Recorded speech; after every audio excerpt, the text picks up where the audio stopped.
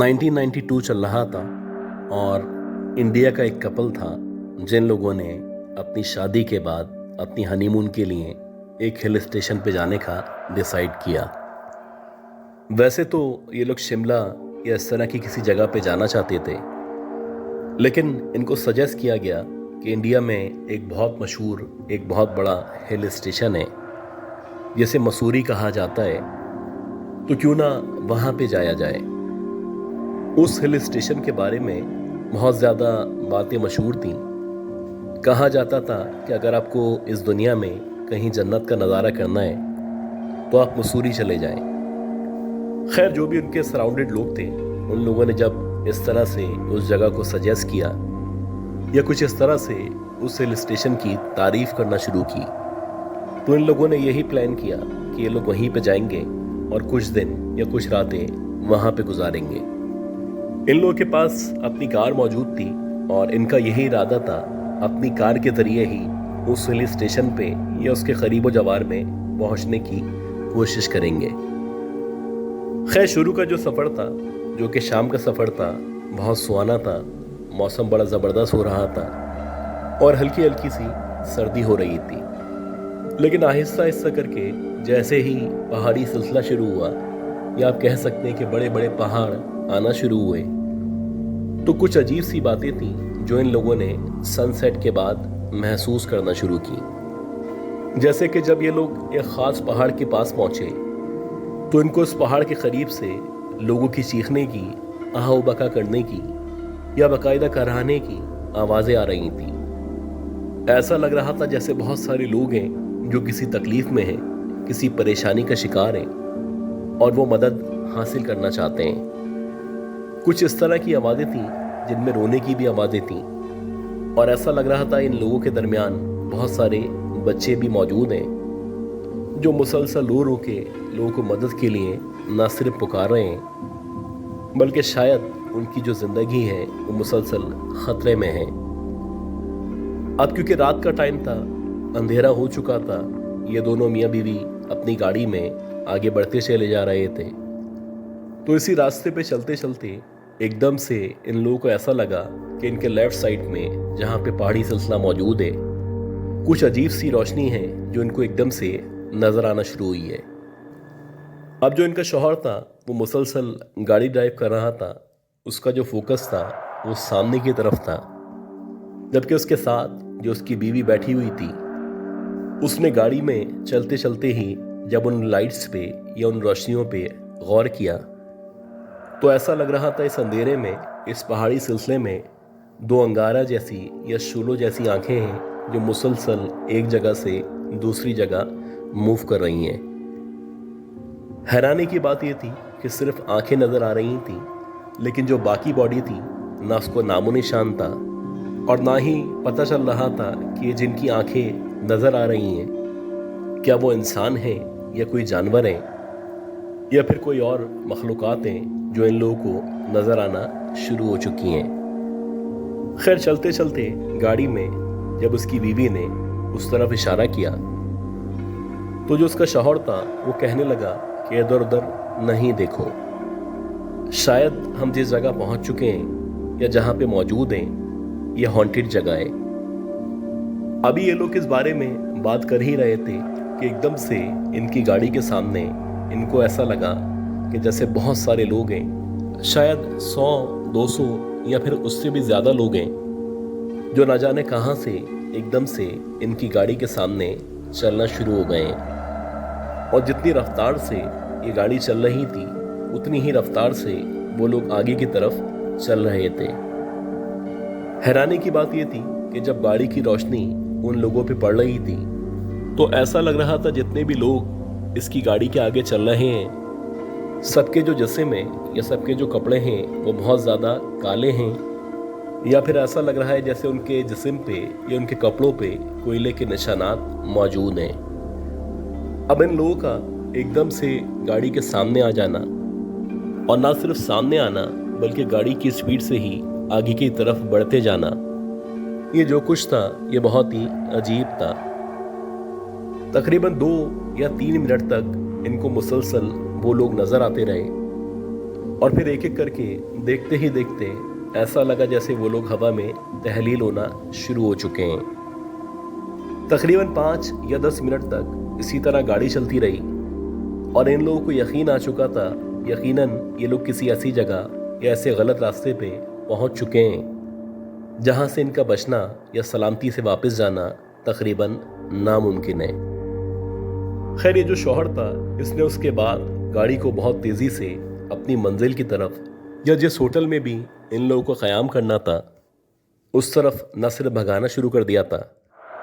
बल्कि इसकी पूरी कोशिश थी जितना जल्दी हो सकता है इस रास्ते से या इस खौफनाक रास्ते से बाहर निकल सकें। बिल आखिर जैसे तैसे करके ये लोग उस जगह पहुंचे जिस जगह पे या जिस होटल में इन लोगों को क़याम करना था। खैर, जब ये लोग उस होटल में पहुंचे और वहां पहुंच के उधर का जो मालिक था उससे जब इन लोगों की बातचीत हुई तो उस होटल के मालिक का यही कहना था कि जिस रास्ते से या जिस जगह से आप होते हुए आ रहे हैं ये रास्ता लंबी दिहार माइंस से होता हुआ आता है और ये जो माइंस हैं ये अब से कुछ साल पहले यानी 1990s में इन माइंस के अंदर तकरीबन 50,000 से 60,000 लोग काम किया करते थे। न सिर्फ ये माइंस लोगों के रोजगार का जरिया थी, बल्कि इन माइंस के अंदर कोयले के साथ साथ यानी कि कोयला तो हासिल किया ही जाता था, इसके साथ साथ डायमंड की भी तलाश की जाती थी। एक बहुत बड़ा कमर्शियल हब था और ये सिर्फ ना लोगों के रोजगार का बाइस था, बल्कि जो हुकूमत है उसके लिए भी बहुत ज़्यादा अहमियत का हामिल था। लेकिन कहा जाता है कि हर अच्छे दिन के बाद एक बुरा दिन होता है जो आपका इंतज़ार कर रहा होता है। तो उसी तरह से एक दिन ऐसा आया जो कि एक बदकिस्मत दिन था और इस दिन वहाँ पे जो लोग काम किया करते थे जिनके बारे में कहा जाता है कि 50,000 थे, कुछ लोग कहा करते हैं कि 20,000 थे, जबकि कुछ लोगों का कहना है कि 50,000 से भी ऊपर लोग वहाँ पे काम किया करते थे।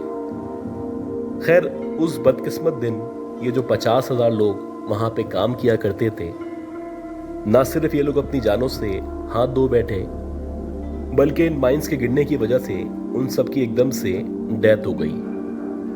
कुछ लोगों का कहना था कि ये जो माइंस थी यहाँ पे जब काम किया जा रहा था तो वहाँ की जो कंडीशन थी वो पहले से ही अबतर थी। गवर्नमेंट को चाहिए था कि वहाँ पे लोगों को काम करने से रोकती, लेकिन बजाय इसके कि गवर्नमेंट वहाँ पे लोगों को जाने से रोकती, लोगों को ऐसी जगह पे काम करने पे मजबूर किया गया जो कि ना सिर्फ अनसेफ थी,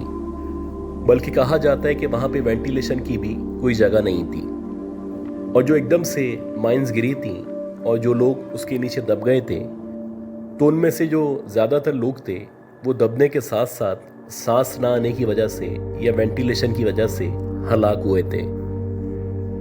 इसीलिए जब भी कोई इस तरह का काम होता है या इस तरह का कोई प्रोजेक्ट होता है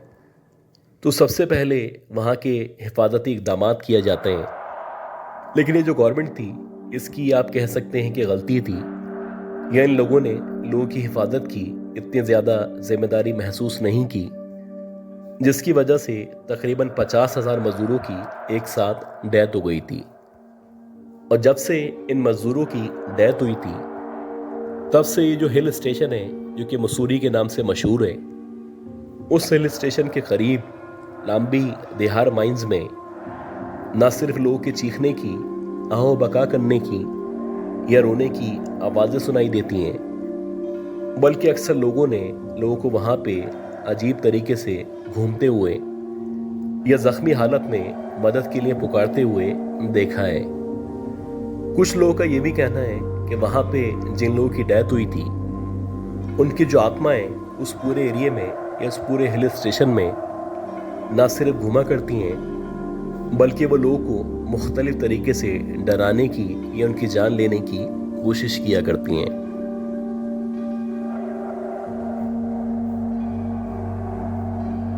आज तक मैंने जितने भी खौफनाक किस्से, खौफनाक कहानियाँ आपको सुनाई हैं, उनमें आमतौर पे जन्नात का, चुड़ैलों का, पिच्छल पैरी का या फिर छलावों का जिक्र हुआ करता है। और ये जितनी भी इस तरह की एंटिटीज़ हैं उनका आमतौर पे जब भी आपसे सामना होता है या जब वो आपके सामने आना चाहते हैं तो आमतौर पे आपने सुना होगा कि मेरे घर में, मेरे फ्लैट में, उस ग्राउंड में, इस पार्क में इस तरह की मखलूक़ात को देखा गया। लेकिन आज कुछ मुख्तलिफ किस्सा,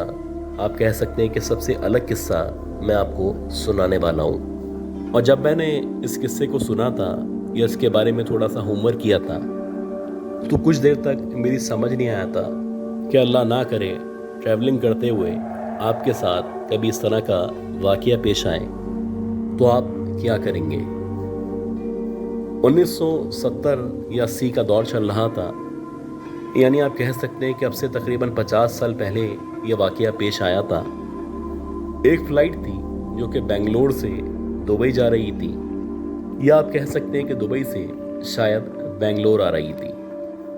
वैसे ही रनवे पे जहाज़ रेडी था, जितने भी मुसाफिर थे वो सारे के सारे आके बैठ चुके थे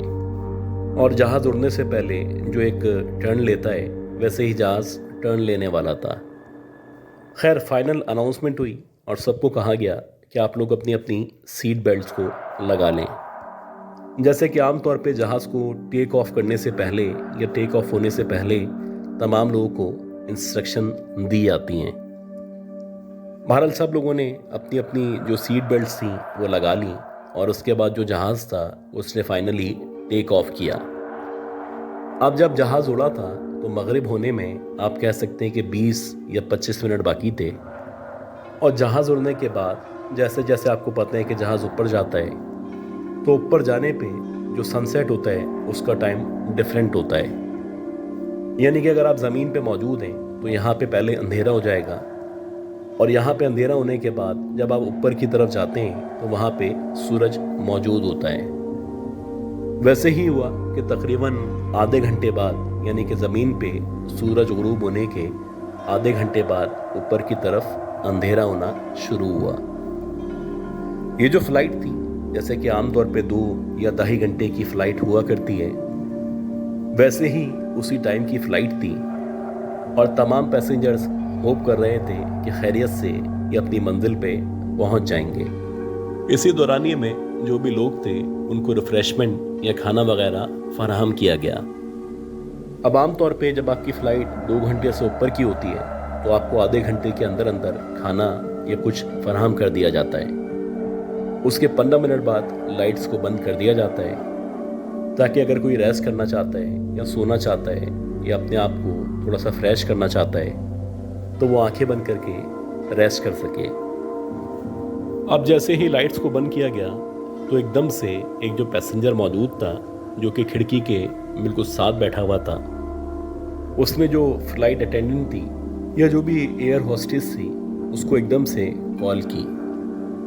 कुछ देर के बाद जब वो आई तो ये जो पैसेंजर था उसने बड़ी अजीब सी बात की। उसने इस एयर होस्टेस को बुला के कहा कि मैंने अभी कुछ देर पहले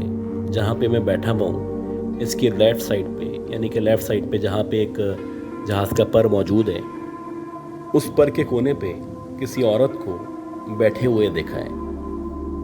अब वो जो फ्लाइट अटेंडेंट थी वो कहने लगी कि शायद आपकी आंख लग गई होगी, हो सकता है कि आपने कोई ख्वाब देखा हो।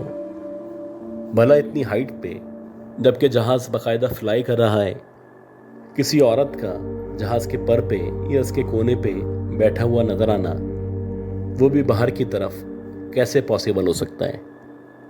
और दूसरी चीज़ ये है कि जो बाहर का टेम्परेचर है वो इस वक्त माइनस में है, यानी -50 से ऊपर है। तो ये जो आप बात कर रहे हैं ये किसी भी तरह एक्सेप्टेबल नहीं है। खैर वो जो पैसेंजर था वो सोचने लगा कि वाकई में हो सकता है कि मुझे लगा हो या मेरा वहम हो या वाकई में मेरी आंख लग गई हो जिसकी वजह से मैंने कोई ख्वाब देख लिया हो। अब ये जो बात थी ये आई गई हो गई और ठीक 15 या 20 मिनट के बाद एक और पैसेंजर जो कि सीधे हाथ की तरफ खिड़की की तरफ बैठा हुआ था,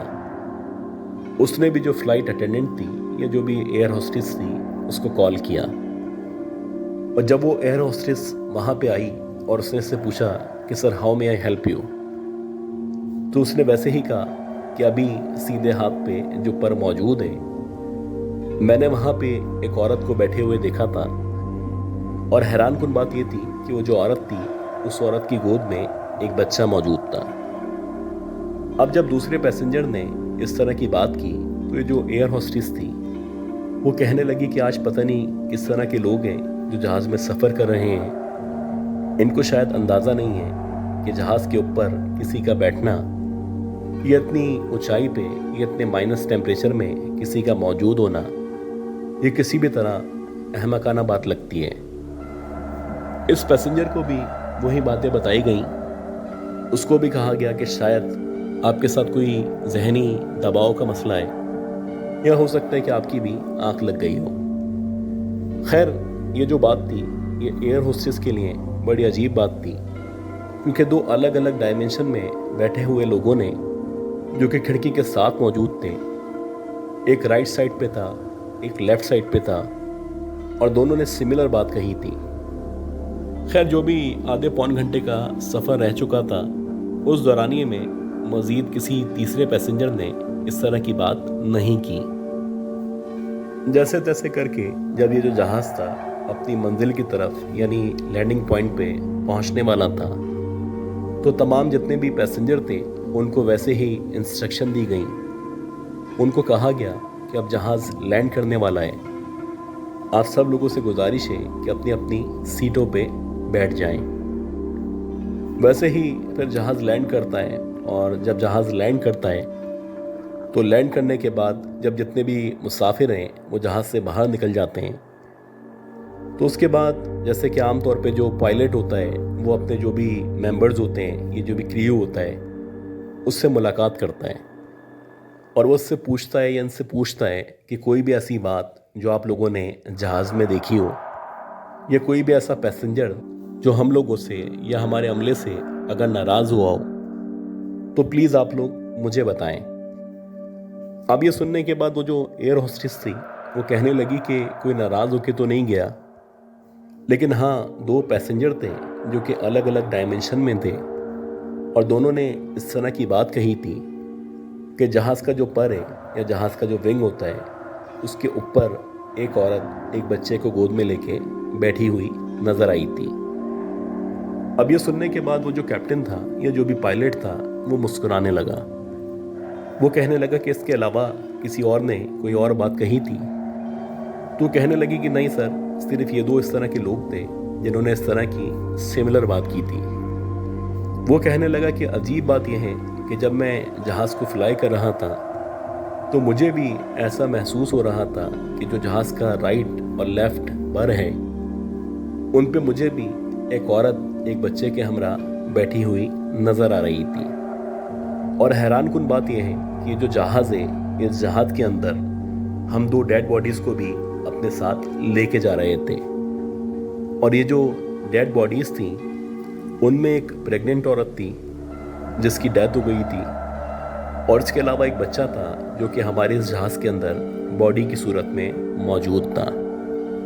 अब ये सुनने के बाद वो जो एयर होस्टेस थी वो काफ़ी देर तक शॉक में रही, और उसको यकीन आ चुका था कि ये जो दो पैसेंजर थे जो इस तरह की बातें कर रहे थे, उनकी बातों में यकीनन कोई ना कोई हकीकत ज़रूर थी। कभी कभी यकीनन आपकी ज़िंदगी में कुछ इस तरह के वाक़यात पेश आते हैं जिनके बारे में आप 10 साल बाद, 20 साल बाद या 30 साल बाद भी गौर करें तो आपको समझने में बड़ी मुश्किल होती है कि जो वाक़यात हमारे साथ पेश आए थे, क्या ये हकीकत थे या कोई फसाना थे। अच्छा, आप लोगों के पास भी अगर इस तरह के ख़ास तौर पे जहाज़ से रिलेटेड या आपकी जो भी जर्नी थी या जो आपने ट्रैवल किया है उसके मुतालिक कोई वाक़यात मौजूद हैं, तो मैं रिक्वेस्ट करता हूँ कि आप लोग मुझे ईमेल करें। इसी तरह सपोर्ट करते रहें, और अगर आपने अब तक लाइक नहीं किया तो प्लीज़ इसको लाइक कर दें।